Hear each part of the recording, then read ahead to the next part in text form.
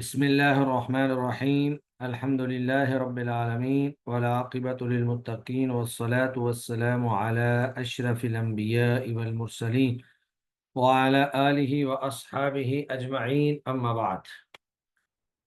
أعوذ بالله من الشيطان الرجيم. بسم الله الرحمن الرحيم. يا أيها الذين آمنوا أنفقوا مما رزقناكم من قبل أن يأتي يوم لا بيع فيه ولا خلة ولا شفاعة والكافرون هم الظالمون.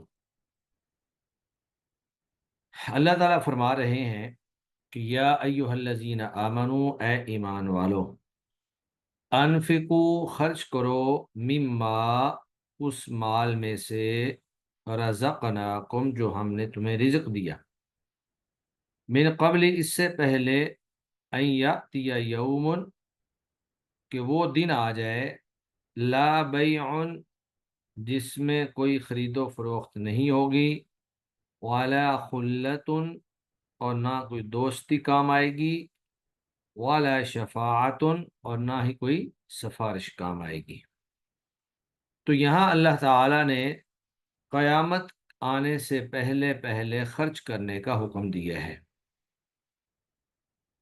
اللہ تعالیٰ اور بھی کوئی نیکی کا حکم دے سکتے تھے کہ آپ قیامت کا دن آنے سے پہلے نماز پڑھو، قیامت کا دن آنے سے پہلے صلہ رحمی کرو، قیامت کا دن آنے سے پہلے روزے رکھو، لیکن یہاں اللہ تعالیٰ نے صدقہ کرنے اور اللہ کی راہ میں خرچ کرنے کا حکم دیا ہے کہ قیامت کا دن آنے سے پہلے پہلے خرچ کر لو۔ تو اس سے صدقہ و خیرات، وہ صدقہ واجبہ ہو، زکوٰۃ، یا نفلی صدقہ ہو، دیگر صدقات، ان کی اہمیت پر دلالت کرتا ہے کہ اللہ کے نزدیک صدقے کی کتنی زیادہ اہمیت ہے۔ قرآن مجید میں ایک دوسری جگہ پر اللہ تعالیٰ فرماتے ہیں سورۃ المنافقون کے آخر میں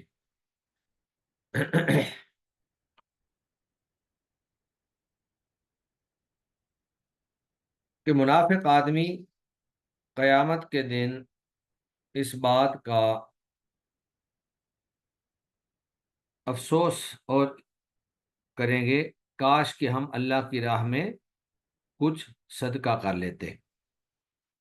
سورہ منافقون کی آیت نمبر 10 ہے۔ اللہ فرماتے ہیں وَأَنفِقُوا مِمَّا رَزَقْنَاكُم مِّن قَبْلِ أَن يَأْتِيَ أَحَدَكُمُ الْمَوْتُ، تم موت آنے سے پہلے پہلے خرچ کر دو، کہیں ایسا نہ ہو کہ فَيَقُولَ رَبِّ، پھر بندہ جو ہے وہ کہے لولا اخرتنی الی اجل قریب، کہ اے میرے رب تو نے مجھے مہلت کیوں نہیں دی، فَأَصَّدَّقَ وَأَكُن مِّنَ الصَّالِحِينَ، میں وہاں پہ صدقہ کرتا اور نیک لوگوں میں سے ہو جاتا۔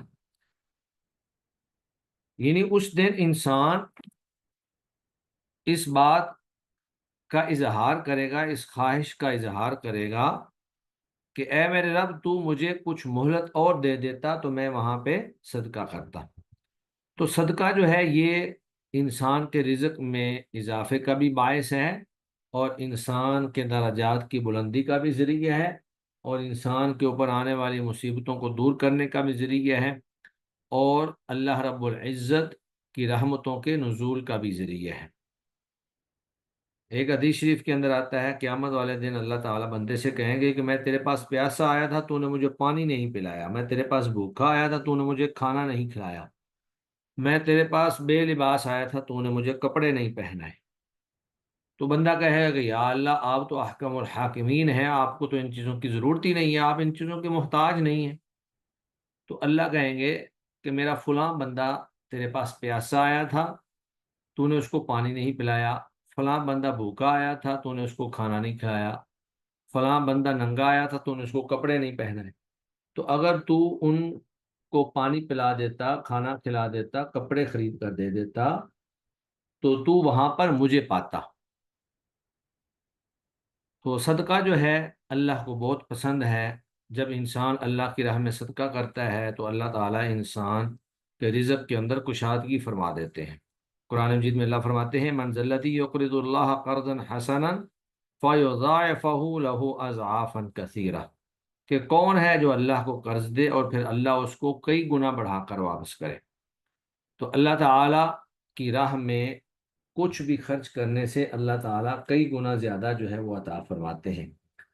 اور ایک حدیث میں اللہ کے نبی نے فرمایا ما ناقصت صدقۃ من مال، صدقہ جو ہے وہ مال میں کمی نہیں کرتا، صدقے سے مال کے اندر اضافہ ہوتا ہے۔ تو یہاں اللہ تعالیٰ نے اسی کی طرف اشارہ کیا ہے، یا ایہا الذین آمنوا، اے ایمان والو، انفقوا، خرچ کرو، مما رزقناکم، اس میں سے جو ہم نے تمہیں رزق دیا، من قبل، اس سے پہلے، ان یاتی یوم، کہ وہ دن آئے، لا بیع فیہ، جس میں کوئی خرید و فروخت بھی نہیں ہوگی، ولا خلۃ، اور کوئی دوستی بھی کام نہیں آئے گی، ولا شفاعت، اور نہ ہی کوئی سفارش کام آئے گی، والکافرون هم الظالمون، اور کافر ہی ظالم ہیں۔ تو کفر کا معنی انکار کرنا بھی ہوتا ہے، یعنی اللہ نے جو حکم دیا ہے اس کا انکار کرنے والے، اللہ کی راہ میں خرچ نہ کرنے والے، صدقہ و خیرات نہ کرنے والے ظالم لوگ ہیں۔ کیونکہ جب مال اللہ کا دیا ہوا ہے اور اللہ ہی خرچ کرنے کا حکم دے رہے ہیں تو اللہ کا مال اللہ کے حکم پہ خرچ کرنا چاہیے۔ یہ ظلم ہے کہ آپ اللہ کا مال اللہ کے حکم پہ خرچ نہ کریں۔ اس کے بعد پھر آیت الکرسی ہے، اور یہ وہ عظیم الشان آیت ہے جس کے بہت سارے فضائل اللہ کے نبی صلی اللہ علیہ وسلم نے حدیث کے اندر بیان فرمائے ہیں۔ ایک حدیث مبارکہ کے اندر آپ صلی اللہ علیہ وسلم نے فرمایا کہ جو شخص ہر نماز کے بعد آیت الکرسی پڑھتا ہے، اس کے اور جنت کے درمیان سوائے موت کے کوئی رکاوٹ نہیں، یعنی اس کو جو ہی موت آئے گی وہ بندہ سیدھا جنت میں جائے گا۔ تو یہ آیت الکرسی کی فضیلت ہے۔ اسی طرح ایک مشہور واقعہ آپ لوگوں نے سنا ہوگا کہ سیدنا ابو ہریرہ رضی اللہ تعالی عنہ کو نبی کریم صلی اللہ علیہ وآلہ وسلم نے غنیمت کے مال پر چوکی دار اور پہرے دار مقرر کیا کہ آپ اس کی نگرانی کریں۔ چور آیا اور وہ اس میں سے چوری کرنا شروع ہو گیا۔ حضرت ابو ہریرہ رضی اللہ تعالی عنہ نے اس چور کو پکڑ لیا، تو اس نے منتیں کی اور ترلے لیے کہ آپ مجھے چھوڑ دیں، اس طرح نہ کریں۔ تو حضرت ابو ہریرہ رضی اللہ تعالی عنہ نے ایک رات چھوڑ دیا، وہ پھر دوسری رات آ گیا، پھر دوسری رات انہوں نے پکڑ لیا، منتیں ترلے کرنے پر پھر چھوڑ دیا۔ تو جب تیسری رات ہوئی تو ابو ہریرہ رضی اللہ تعالیٰ عنہ نے کہا کہ آج میں تجھے بالکل نہیں چھوڑوں گا، کیونکہ تجھے 3 دن ہو گئے ہیں، آج تجھے اللہ کے نبی صلی اللہ علیہ وسلم کے پاس لے کے جاؤں گا۔ تو وہ آگے سے کہنے لگا کہ میں آپ کو ایک ایسی آیت بتاتا ہوں کہ اگر آپ اس آیت کو پڑھ لیں گے تو پھر کوئی بھی آپ کی چوری نہیں کرے گا۔ تو ابو ہریرہ رضی اللہ تعالیٰ عنہ نے کہا جی بتائیں۔ تو اس نے پھر آیت الکرسی بتائی کہ اگر آپ آیت الکرسی پڑھ کر اپنے گھر کو پھونک دیں گے یا آیت الکرسی پڑھ کر سوئیں گے تو کوئی چور آپ کا مال چوری نہیں کر سکے گا۔ جب صبح ہوئی، سیدنا ابو ہریرہ رضی اللہ تعالی عنہ اللہ کے نبی کے پاس آئے، تو اللہ کے نبی نے پہلے سے ہی سیدنا ابو ہریرہ رضی اللہ تعالی عنہ سے پوچھا کہ اے ابو ہریرہ تمہارے چور کا کیا بنا؟ تو انہوں نے سارا واقعہ سنایا۔ تو اللہ کے نبی صلی اللہ علیہ وسلم نے اس پر فرمایا کہ تھا جھوٹا لیکن بات سچی کر گیا ہے۔ تو وہ چونکہ شیطان تھا جو انسانی شکل میں چوری کرنے کے لیے آتا تھا، تو اللہ کے نبی نے فرمایا کہ تھا جھوٹا لیکن بات سچی کر گیا، یعنی جو چیز بتا گیا ہے وہ ٹھیک ہے لیکن وہ خود جھوٹا تھا، شیطان تھا، اور جھوٹ بولتا رہا 2 دن، اور تیسرے دن بھی اس نے جھوٹ بولا لیکن چیز سچی بتا گیا ہے جھوٹا لیکن چیز سچی بتا گیا ہے۔ تو یہ آیت الکرسی جو ہے یہ شیطان سے حفاظت کا ذریعہ ہے، یہ انسان کو جنت میں لے جانے کا ذریعہ ہے۔ تو ہمیں چاہیے کہ ہم ہر نماز کے بعد آیت الکرسی پڑھیں، اور آیت الکرسی کے اندر اللہ تعالیٰ نے اپنی توحید کو بیان کیا ہے، اور سفارش، چونکہ آیت میں پچھلی آیت میں اللہ نے کہا کہ ولا شفاع، کوئی سفارش نہیں کر سکتا یا کوئی سفارش کام نہیں آئے گی، تو شفاعت کے بارے میں اللہ تعالیٰ نے واضح کر دیا ہے کہ اللہ رب العزت سے جو سفارش ہوگی وہ اللہ کی مرضی پر ہوگی، یعنی کون سفارش کرے گا اور کس کے بارے میں سفارش کرے گا یہ اللہ کی اجازت سے ہوگی۔ کوئی بھی شخص جو ہے وہ اللہ پر جبر کرتے ہوئے سفارش نہیں کر سکتا، یعنی اللہ کو مجبور نہیں کر سکتا کسی بھی شخص کے بارے میں۔ تو یہ آیت دراصل یہود و نصارہ اور کفار اور مشرکین کے اس عقیدہ کے رد میں اللہ نے نازل فرمائی، جو یہ سمجھتے تھے کہ ان کے پیشوا یا بزرگ، پیر، مرشد وغیرہ اتنا اللہ پر اثر رکھتے ہیں کہ وہ اپنی شخصیت کے دباؤ سے اپنے تابع داروں اور پیروکاروں کو جنت میں لے جائیں گے اور اللہ سے جو چاہیں بات منوا لیں۔ تو آج کل بھی ہمارے بہت سارے مشرک اور جاہل لوگ جو ہیں وہ یہ عقیدہ رکھتے ہیں کہ ہمارے جو پیر و مرشد ہیں یا جو ہمارے بزرگ ہیں، ہمارے بڑے ہیں، وہ ہمیں جنت میں لے جائیں گے، ہمارا ہاتھ پکڑ کر ہمیں جنت میں لے جائیں گے۔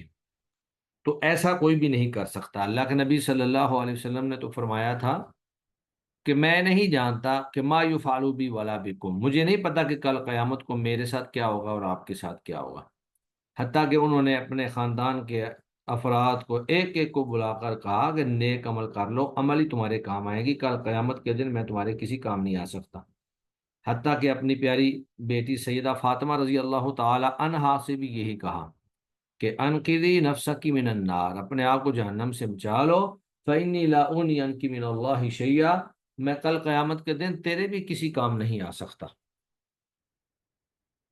تو اللہ رب العزت کے سامنے بغیر اجازت کے کسی کو سفارش کرنے کی ہمت نہیں ہوگی۔ وہی سفارش کرے گا جس کو اللہ اجازت دیں گے، اور اسی کے بارے میں سفارش کرے گا جس کے بارے میں اللہ اجازت دیں گے۔ سورہ انبیاء میں اللہ فرماتے ہیں وَلَا يَشْفَعُونَ إِلَّا لِمَنِ ارْتَضَىٰ وَهُم مِّن خَشْيَتِهِ مُشْفِقُونَ، کہ قیامت والے دن انبیاء، رسول، شہداء، صالحین، حتیٰ کہ فرشتے بھی سفارش کریں گے، لیکن یہ سفارش کیسی ہوگی؟ وَلَا يَشْفَعُونَ، اور وہ سفارش نہیں کریں گے إِلَّا لِمَنِ ارْتَضَىٰ، مگر جس کے لیے اللہ پسند کرے گا، وَهُم مِّن خَشْيَتِهِ مُشْفِقُونَ، اور وہ اللہ کے خوف سے ڈر رہے ہوں گے۔ تو یہ حالت ہوگی فرشتوں کی، اللہ کے انبیاء کی، شہداء اور صالحین کی۔ تو کوئی بندہ اللہ پہ کیسے جبر کر سکتا ہے؟ اگر کوئی ایسا عقیدہ رکھتا ہے تو اس کا عقیدہ بالکل غلط ہے۔ اللہ رب العزت سے وہی سفارش کریں گے جن کو اللہ اجازت دیں گے، اور یہ وہ لوگ ہوں گے جو موحد ہیں، توحید پرست ہیں، جنہوں نے اللہ رب العزت کے ساتھ شرک نہیں کیا، جنہوں نے بتوں کو، قبروں کو، درباروں، مزاروں کو اللہ کا شریک نہیں بنایا، صرف ایک اللہ رب العزت کو اپنا معبود برحق سمجھتے رہے، تو صرف انہیں ہی سفارش کی اجازت دی جائے گی۔ تو اللہ فرماتے ہیں اللہ لا الہ الا ہو، اللہ،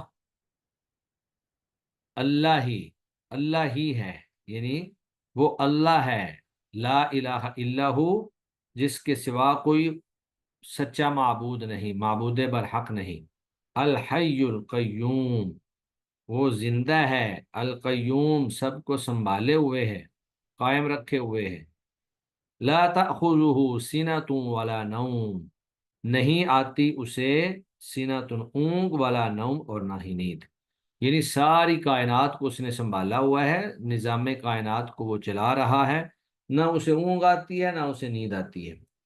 تو اونگ اور نیند دو نقائص ہیں، اللہ ان نقائص اور عیوب سے پاک ہے، اور اگر اللہ تعالیٰ سو جائیں تو نظام کائنات کیسے چلے؟ تو یہ نظام اللہ رب العزت چلا رہے ہیں، اور اللہ کو نہ نیند آتی ہے نہ اللہ کو اونگ آتی ہے۔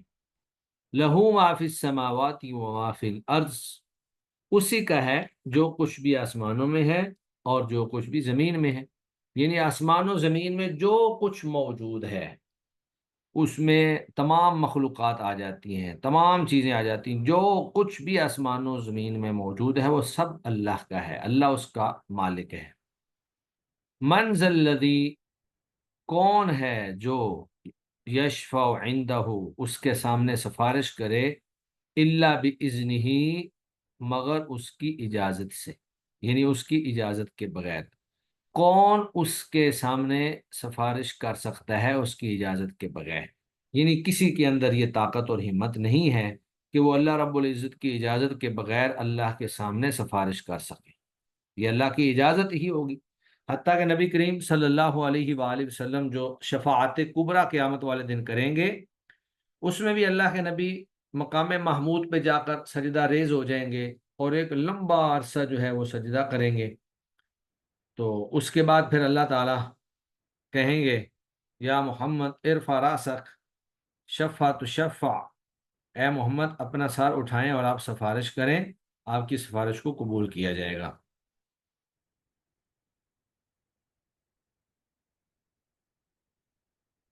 تو پھر اللہ کی اجازت سے اللہ کی حمد تعریف بیان کرنے کے بعد اللہ کے نبی سفارش کریں گے کہ لوگوں کا جو ہے حساب و کتاب شروع کر دیا جائے۔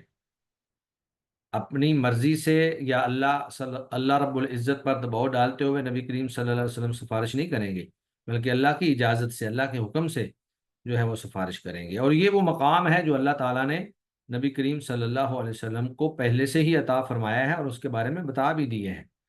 اور اللہ کے نبی نے فرمایا کہ آپ میرے لیے یہ دعا بھی کیا کرو، آتی محمد الوسیلۃ والفضیلہ وبعثہ مقاما محمودا الذی وعدتہ، کہ اے اللہ محمد صلی اللہ علیہ وسلم کو اس مقام محمود پر مبعوث فرما جس کا تو نے ان سے وعدہ کیا ہے۔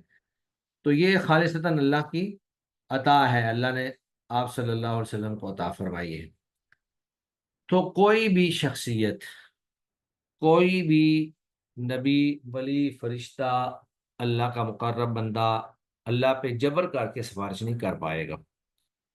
وَسِعَ ہاں وَلَا يَعْلَمُ مَا بَيْنَ أَيْدِيهِمْ وَمَا خَلْفَهُمْ، وہ جانتا ہے جو کچھ بھی ان کے آگے ہے اور جو پیچھے ہے، یعنی اللہ ہر چیز سے باخبر ہے، اگلی پچھلی ہر چیز سے باخبر ہے۔ وَلَا يُحِيطُونَ، اور وہ کسی بھی چیز کا احاطہ نہیں کر سکتے، اور وہ کسی بھی چیز کا احاطہ نہیں کر سکتے من علم ہی، اللہ کے علم میں سے، الا بما شاء، مگر جو وہ اللہ چاہے۔ یعنی اللہ کا علم اتنا وسیع ہے کہ کوئی بھی شخص اللہ کے علم کا احاطہ نہیں کر سکتا مگر جو اللہ چاہے، یعنی جو اللہ سکھا دے اپنے نبی کے ذریعے یا کسی بھی ذریعے سے انسان کو اللہ جو سکھا دے۔ تو اللہ کا علم تو بہت وسیع ہے، ہمارا علم تو اللہ کے علم کے سامنے کوئی حیثیت ہی نہیں رکھتا ہے۔ وسع کرسیہ السماوات والارض، وسیع ہے یا گھیرے ہوئے ہے اس کی کرسی آسمانوں اور زمین کو۔ اب اللہ رب العزت کی کرسی کا تذکرہ تو موجود ہے، لیکن اس کرسی کی صفات کیا ہیں؟ یہ عرش کے ساتھ موجود ہے، اس کے اوپر موجود ہے یا کیسے موجود ہے، اس کی کیفیت کیا ہے؟ یہ چیز چونکہ اللہ تعالیٰ نے بیان نہیں فرمائی، کسی بھی جگہ پر کسی بھی نص میں اس کی وضاحت نہیں ہے، لہٰذا ہمارا یہ عقیدہ ہونا چاہیے کہ اللہ کی کرسی بھی موجود ہے۔ ہم اللہ کی ان صفات کے بارے میں نہ تو کوئی کیفیت بیان کریں گے اور نہ ہی ان کی کوئی تمثیل بیان کریں گے، بس ہم کرسی پر ایمان لائیں گے۔ تو اللہ کی کرسی جو ہے وہ آسمان و زمین کو اپنے گھیرے میں لیے ہوئے ہے، یعنی اللہ کی کرسی آسمان و زمین کو اپنے گھیرے میں لیے ہوئے ہے، تعویل اور کیفیت بیان نہیں کریں گے۔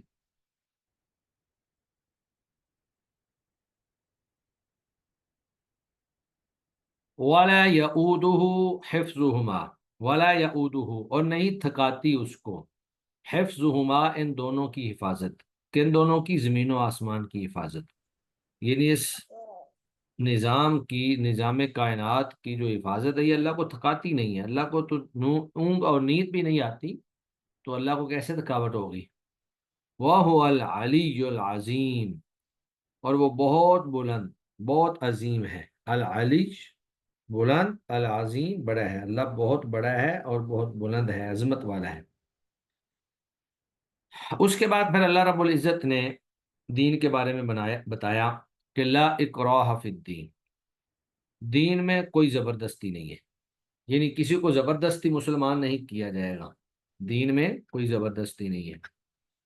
تو اس آیت کے شان نزول میں بعض مفسرین نے لکھا ہے کہ انصار کے کچھ نوجوان اسلام آنے سے پہلے یہودی یا عیسائی ہو گئے تھے، پھر جب نبی کریم صلی اللہ علیہ وآلہ وسلم مدینہ گئے تو یہ انصار مسلمان ہو گئے، اور انہوں نے اپنے ان نوجوانوں کو جو پہلے یہودی یا عیسائی بن چکے تھے انہیں زبردستی مسلمان بنانا چاہا کہ جب ہم مسلمان ہو گئے ہیں تو آپ بھی مسلمان ہو جائیں، جس پر یہ آیت نازل ہوئی کہ دین میں کوئی زور زبردستی نہیں ہے، یعنی کسی کو زبردستی مسلمان نہیں کیا جائے گا۔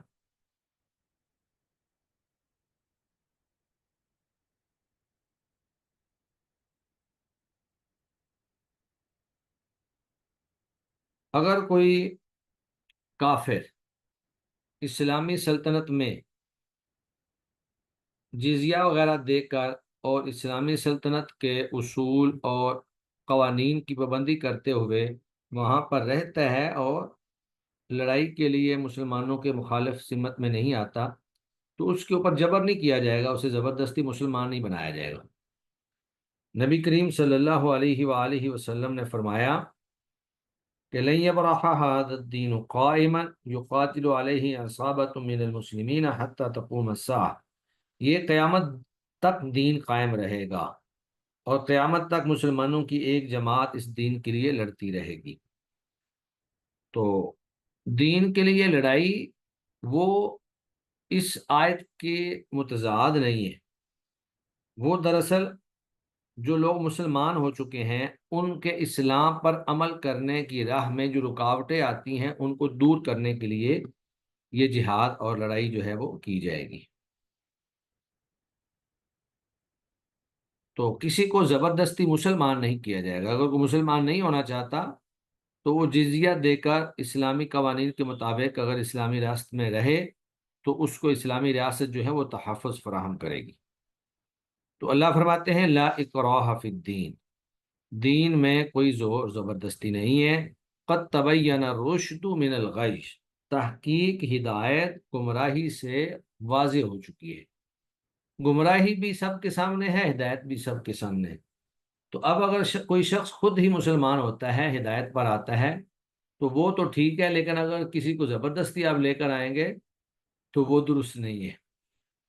ہاں، فمن یکفر بالطاغوت، جو شخص طاغوت کا انکار کرے، جو شخص طاغوت کا انکار کرے وَيُؤْمِن بِاللَّهِ، اور اللہ پر ایمان لائے، فَقَدِ اسْتَمْسَكَ بِالْعُرْوَةِ الْوُثْقَىٰ، تو اس نے ایک مضبوط کڑے کو تھام لیا، لَا انفصام لَهَا، جو ٹوٹنے والا نہیں ہے، یعنی اس نے ایک مضبوط چیز کو تھام لیا ہے جو ختم ہونے والی نہیں ہے۔ واللہ سمیع علیم، اور اللہ خوب سننے والا، خوب جاننے والا ہے۔ اللہ ولی الذین آمنوا، اللہ دوست ہے ان لوگوں کا جو ایمان لائے۔ اللہ ولی الذین آمنوا، اللہ ان لوگوں کا دوست ہے جو ایمان لائے۔ یخرجہم من الظلمات الی النور، وہ انہیں اندھیروں سے نکال کر روشنی کی طرف لاتا ہے۔ والذین کفروا، اور وہ لوگ جنہوں نے کفر کیا، اولیاؤہم الطاغوت، ان کے دوست طاغوت ہیں، باطل ہیں، بت ہیں۔ یخرجونہم من النور الی الظلمات، وہ انہیں روشنی سے نکال کر اندھیروں کی طرف لے کر جاتے ہیں۔ تو توحید روشنی ہے، اللہ کا دین روشنی ہے، اسلام روشنی ہے، جبکہ شرک، اللہ کا کفر، اللہ کا انکار، بدعات، خرافات، یہ ساری چیزیں جو ہیں یہ جہالتوں کے اندھیرے ہیں۔ تو طاغوت یعنی شیطان اللہ رب العزت کی معصیت کی طرف لے کے جاتا ہے، جہالت کے اندھیروں کی طرف لے کے جاتا ہے، لیکن اللہ رب العزت چاہتے ہیں کہ نہیں، تم اندھیروں سے نکل کر روشنی کی طرف آؤ۔ اولئک اصحاب النار، یہی لوگ آگ والے ہیں، ہم فیہا خالدون، وہ اس میں ہمیشہ ہمیشہ رہیں گے۔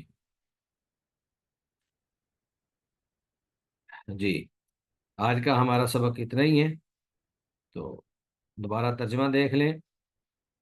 یا ایہا الذین آمنوا، اے ایمان والو، انفقوا، خرچ کرو، مما، اس مال میں سے، رزقناکم، جو ہم نے تمہیں رزق دیا، من قبل، اس سے پہلے، ان یاتیا، کہ آئے، یوم، وہ دن، لا بیع فیہ، جس دن کوئی خرید و فروخت نہیں ہوگی، کوئی تجارت نہیں ہوگی، ولا خلت، اور نہ ہی کوئی دوستی کام آئے گی، ولا شفاعت، اور نہ ہی کوئی سفارش۔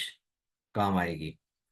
تو یہاں سفارش سے مراد وہ سفارش ہے جو زبردستی، یہ لوگ سمجھتے تھے مشرکین یا یہود و نصارہ کہ ہمارے پیشوا اور ہمارے بت جو ہیں یہ ہمیں بخشوا لیں گے، اور ان کا اتنا اثر ہے اللہ پر کہ اللہ سے کوئی چیز زبردستی منوا لیں، یہ سفارش مراد ہے جو نہیں ہوگی۔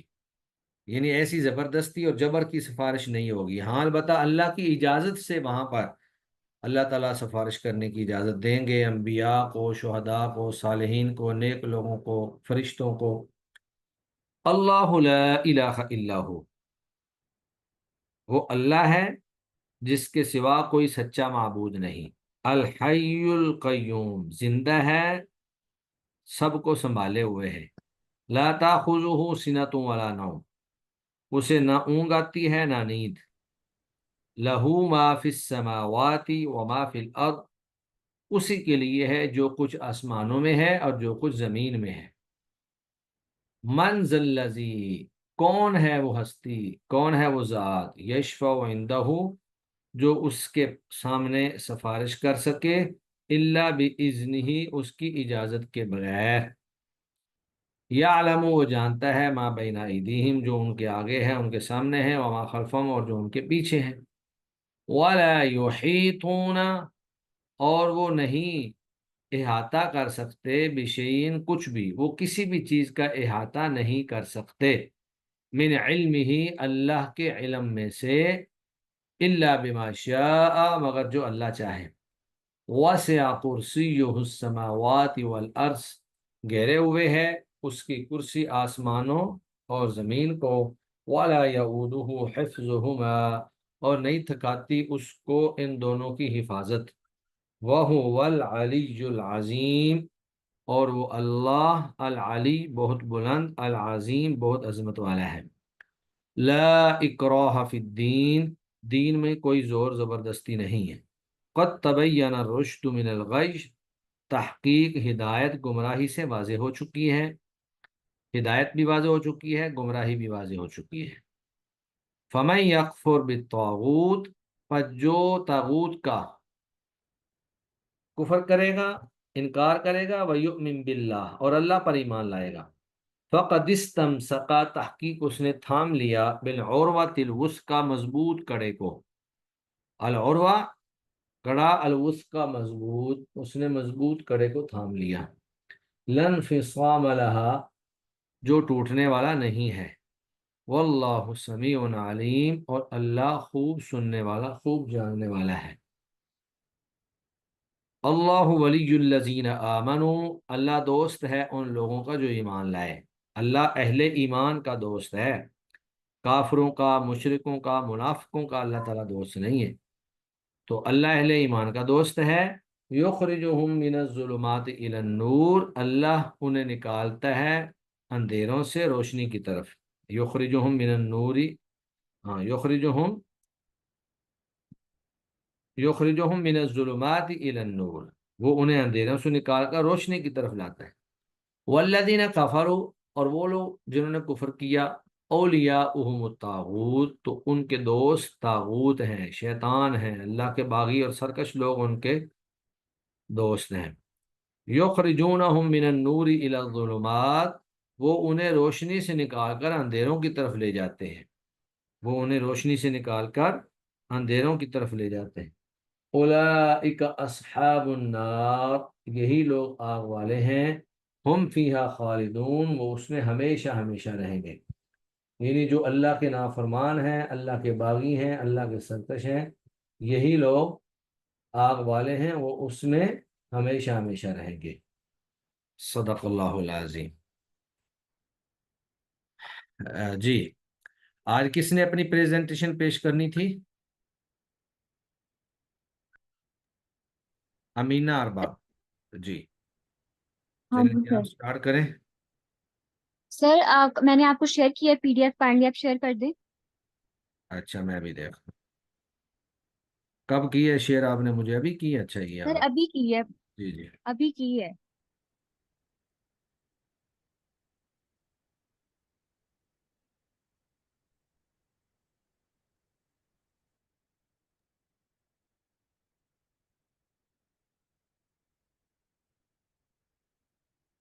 سر میں اسٹارٹ کروں؟ جی جی آپ سٹارٹ کریں، بسم اللہ۔ ربی اشرح لي صدري ويسر لي امري واحلل عقدة من لساني يفقهوا قولي ربي زدني علما اعوذ بالله من الشیطان الرجیم بسم اللہ الرحمن الرحیم۔ میرا ٹاپک ہے دین ابراہیمی، ملت ابراہیمی، اور یہ ہے سورۃ البقرہ کی آیت نمبر 130، جس میں اللہ تعالیٰ نے فرمایا وَمَن يَرْغَبُ عَن مِّلَّةِ إِبْرَاهِيمَ إِلَّا مَن سَفِهَ نَفْسَهُ وَلَقَدِ اصْطَفَيْنَاهُ فِي الدُّنْيَا وَإِنَّهُ فِي الْآخِرَةِ لَمِنَ الصَّالِحِينَ۔ دین ابراہیمی سے وہی بے رغبتی کرے گا جو محض بے وقوف ہو، ہم نے تو اسے دنیا میں بھی برگزیدہ کیا تھا اور آخرت میں بھی وہ نیکوکاروں میں سے ہے۔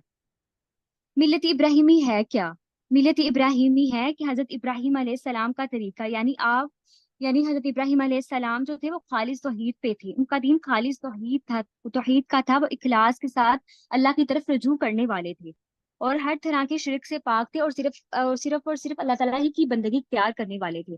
اس کے بارے میں جو ہے وہ ہمیں سورۃ الانعام سے بھی ملتا ہے۔ سورۃ الانعام کی آیت نمبر 79 میں ہے، جیسے اللہ تعالیٰ نے فرمایا، سورۃ الانعام، انعام اللہ، نہیں ہے، انعام۔ ٹھیک ہے سر، سورۃ انعام، سورۃ انعام میں جو ہے وہ ملتا ہے کہ آیت 79 ہے، انی وجہت وجہی للذی فطر السماوات والارض حنیفا وما انا من المشرکین، کہ میں اپنا رخ اس کی طرف کرتا ہوں جس نے آسمان اور زمین کو پیدا کیا یکسو ہو کر، اور میں شرک کرنے والوں میں سے نہیں ہوں۔ اس سے پہلے جو آیات ہے نا سورۃ الانعام کی، اس میں جو ہے جیسے کہ آیت نمبر 76 ہے، اس میں بھی آیت 76 سے جو ہے وہ ملتا ہے کہ جب انہوں نے غور و فکر کیا تھا حضرت ابراہیم علیہ السلام نے، پہلے وہ نہیں جانتے تھے کہ اللہ تعالیٰ رب ہے، تو انہوں نے جو ہے وہ تلاش شروع کی تھی، تو آیت 76 میں ملتا ہے کہ جب رات کی تاریکی ان پر چھا گئی تھی نا، تو انہوں نے ایک ستارے کو دیکھا تھا کہ یہ میرا رب ہے، لیکن جب وہ غروب ہو گیا نا، تو انہوں نے کہا غروب ہو جانے والوں سے میں محبت نہیں کرتا۔ اس کے بعد جو ہے انہوں نے چاند کو دیکھا، تو انہوں نے کہا یہ میرا رب ہے، لیکن جب وہ غروب ہو گیا تو انہوں نے کہا کہ اگر اگر مجھ کو میرے رب نے ہدایت نہ کی تو میں تو گمراہ لوگوں میں شامل ہو جاؤں گا۔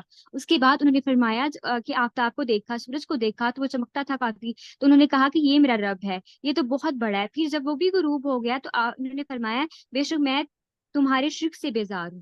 اس کے بعد انہوں نے یہ کہا تھا انی وجہت وجہی للذی فطر السماوات والارض حنیفا وما انا من المشرکین، تو جس نے زمین و آسمان کو پیدا کیا ہے اسی کا حق ہے کہ میں اس کی عبادت کروں، اسی کے سامنے جو ہے وہ سر کو جھکایا جائے، اسی سے مانگا جائے، اس کی وفاداری کی جائے، اسی کو بڑا مانا جائے، ہر مشکل میں اسی کی طرف رجوع کیا جائے، اسی کی طرف ہی جو ہے نا ہر چیز کو اسے منہ موڑ کے صرف اسی کا ہی ہو جایا جائے۔ اور آپ کو حنیفہ کہا گیا، ہر ایک سے روح گردانی کر کے صرف اللہ کی عبادت پر جمع ہوا ہو۔ حضرت ابراہیم علیہ السلام کا طریقہ اخلاص کا طریقہ تھا کہ ہر طرح سے اللہ تعالیٰ کے وفادار تھے۔ ایک اور جگہ اللہ تعالیٰ نے آپ علیہ السلام کی تعریف کی، حضرت ابراہیم علیہ السلام کی تعریف کی کہ وہ جو تھے نا، حضرت ابراہیم علیہ السلام وہ ہیں جنہوں نے وفا کا حق ادا کر دیا۔ اور یہ ایک بہت بڑی بات ہے کہ اللہ تعالیٰ اپنے کسی بندے کے لیے بولے کہ اس نے وفا کا حق ادا کر دیا، اور اللہ تعالیٰ کا حق بہت بڑا ہے۔ سورۃ الانعام کی آیت 161 میں آتا ہے کل اننی ہدانی ربی الی صراط مستقیم دینا قیما ملت ابراہیم حنیفا وما کان من المشرکین، آپ کہہ دیجئے کہ مجھ کو میرے رب نے ایک سیدھا رستہ بتایا ہے کہ وہ دین مستحکم ہے، جو طریقہ ابراہیم علیہ السلام کا، جو اللہ کی طرف یکسو تھے اور وہ شرک کرنے والوں میں سے نہ تھے۔ اب صراط مستقیم کیا ہے؟ دینن قیم، درست دین، دینم ملت قیمن، ابراہیمی جو، یہ قیمن لفظ ہے۔ ہاں جی، دینن قیمن، دینن قیمن، درست دین، ملت ابراہیمی جو حضرت ابراہیم علیہ السلام کا طریقہ تھا، اور حضرت ابراہیم علیہ السلام کے اللہ تعالیٰ نے حضرت ابراہیم علیہ السلام کے طریقہ کو پسندیدہ قرار دیا ہے، اخلاص اور توحید کا طریقہ، اور ایک اللہ تعالیٰ کی بات پر مبنی تھا یہ طریقہ۔ نبی صلی اللہ علیہ وسلم کو بھی اسی طریقے کی پیروی کرنے کو کہا گیا تھا، اسی دین کو درست کہا گیا تھا، یہی صراط مستقیم ہے۔ تو سیدھا راستہ وہی ہے جس پر حضرت ابراہیم علیہ السلام چلے۔ حضرت ابراہیم علیہ السلام نے پوری قوم کو چھوڑ دیا تھا، سب کو چھوڑ دیا تھا اللہ تعالیٰ کی خاطر، پوری قوم کو چھوڑ کر آگ میں جانا گوارا کر لیا تھا، اپنے باپ کی سختی برداشت کر لی تھی، ساری جو اتنی آزمائشیں ان پر آئی تھی، لیکن پھر بھی انہوں نے اپنے آپ کو اللہ تعالیٰ کے سامنے جو ہے وہ جھکا دیا تھا کہ اگر سب لوگ بھی مجھ سے ناراض ہوتے ہیں تو ہو جائے، ان کو کسی کی بھی فکر نہیں تھی، ان کو صرف ایک اللہ تعالیٰ کو راضی کرنے کی فکر تھی کہ میرا خالق، میرا مالک مجھ سے راضی ہو جائے۔ حضرت ابراہیم علیہ السلام کے طریقے کو اللہ تعالیٰ نے عقل مندی کا طریقہ کہا ہے، اور جو بھی ان کے طریقے سے اعراض کرے گا وہ بے وقوف ہوگا۔ यानी जो भी तौहीद को छोड़ेगा ना, अल्लाह ताला की इबादत नहीं करेगा, तो वो क्या है कि वो उसने बेवकूफ़ी का तरीका जो है वो इख्तियार कर लिया है। तो हमें इससे बड़ा सबक मिलता है, बहुत बड़ा सबक मिलता है कि अगर आपको लोगों में से अल्लाह ताला की ज़ात में किसी एक को चुनना पड़े ना, तो अल्लाह ताला की ज़ात को चुन लेना चाहिए। क्योंकि यही इसी में ही कामयाबी है, यही सिराते मुस्तकीम है। और साफिया का जो मुतजाद है ना, वो रुश्द है। रुश्द कहते हैं हिदायत को। हज़रत इब्राहीम अलैहिस्सलाम के तरीके को छोड़ना जो है वो बेवकूफ़ी है। अल्लाह ताला ने फरमाया, अलबत्ता तहकीक हमने इसे दुनिया में भी चुन लिया। हजरत इब्राहीम अलैहिस्सलाम को जो अल्लाह ताला ने दुनिया में भी चुन लिया था, इनको अमाम बनाया था, इनको खलील बनाया था, इनको अपना दोस्त बनाया था। और यकीनन आखिरत में भी सालिहीन में से हैं। हजरत इब्राहीम अलैहिस्सलाम को अल्लाह ताला ने इसलिए चुना, जब अल्लाह ने हजरत इब्राहीम अलैहिस्सलाम को कहा था ना कि अपना आप मेरे हवाले कर दो, मुसलमान बन जाओ, अल्लाह के लिए खुद को खालिस कर लो, तो उन्होंने देर नहीं लगाई। उन्होंने कहा, मैं अपने रब का वफादार हो गया, मैंने अपना आप उसी के हवाले कर दिया। और इसका तज़किरा जो है ना सूरह बकरा की आयत 131 में भी मिलता है, कि जब उन्होंने अल्लाह ताला ने उनको कहा था ना कि तुम फर्माबरदार हो जाओ, तो वो फर्माबरदार हो गए थे, हर तरह से उन्होंने जो है वो फर्माबरदारी की थी। चलें जी, माशाल्लाह आपने बहुत अच्छा बयान किया है। बस ये कोशिश किया करें कि जहाँ पर कुरान मजीद की आयत आए ना, उनका तलफ़ुज़ और उनका एराब वो ज़रा ठीक तरह से देख लिया करें। इसमें कुछ आपकी मिस्टेक्स आ रही थी। ठीक है।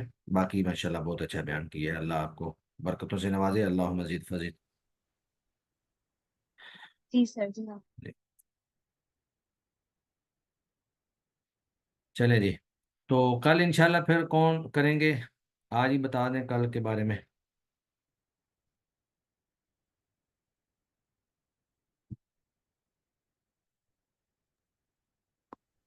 उस्ताजा मैं कर लूँ? और उस्ताद ल- मोहतरम मैं कर लूँ?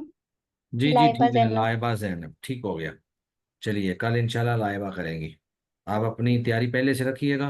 और इंशाल्लाह हम आखिरी 10 मिनटों के अंदर जो है ना वक्त निकालेंगे।